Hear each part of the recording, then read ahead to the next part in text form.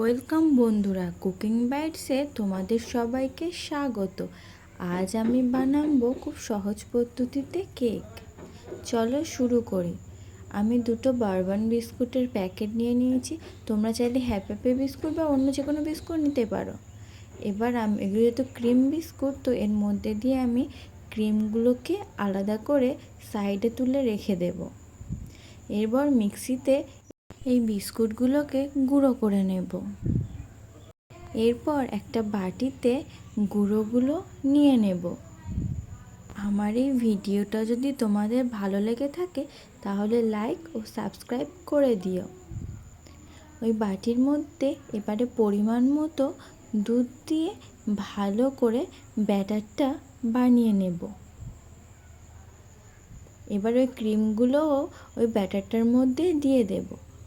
এবার একটা বাটি নিয়ে আমি একটা অ্যালুমিনিয়ামের বাটি নিয়েছি, তোমরা স্টিলের বাটিও নিতে পারো। তার চারিদিকে একটু সাদা তেল লাগিয়ে নেব। এবার ওই বাটির তলায় একটা পেপার দিয়ে দেব।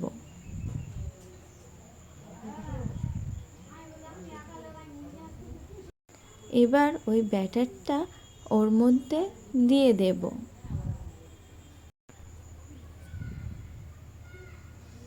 ব্যাটারটা দেওয়া হয়ে গেলে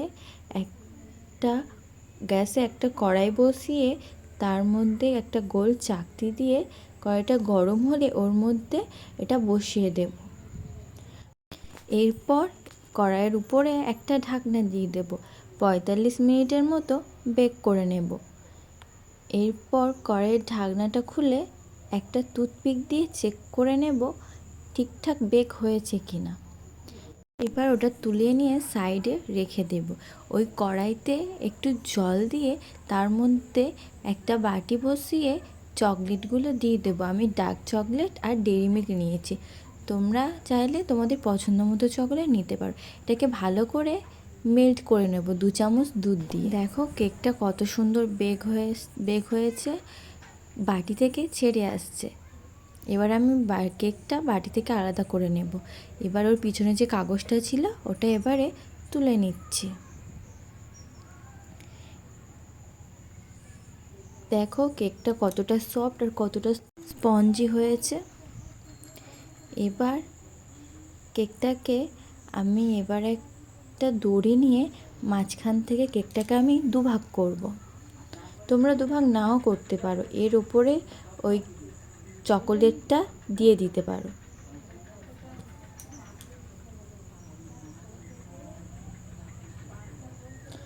এবার একটা ভাগের মধ্যে আমি ওই চকলেটটা দিয়ে একটা ছুরি দিয়ে ভালো করে স্প্রেড করে দেবো চারিদিকে। স্প্রেড করা হয়ে গেলে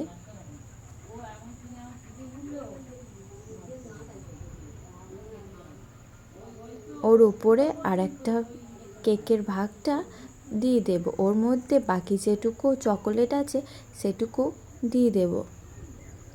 দিয়ে এটাতেও ভালো করে স্প্রেড করে দেবো, ভালো করে সুন্দর করে লাগিয়ে নেব। তোমরা চাইলে চকোলেট নাও দিতে পারো, এমনিও খেতে পারো, খুব দারুণ লাগবে।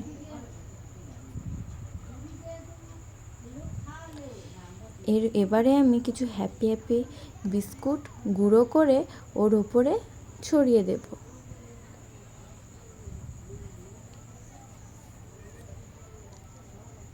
রেডি হয়ে গেলে কিছুক্ষণ ফ্রিজের মধ্যে রেখে দেব।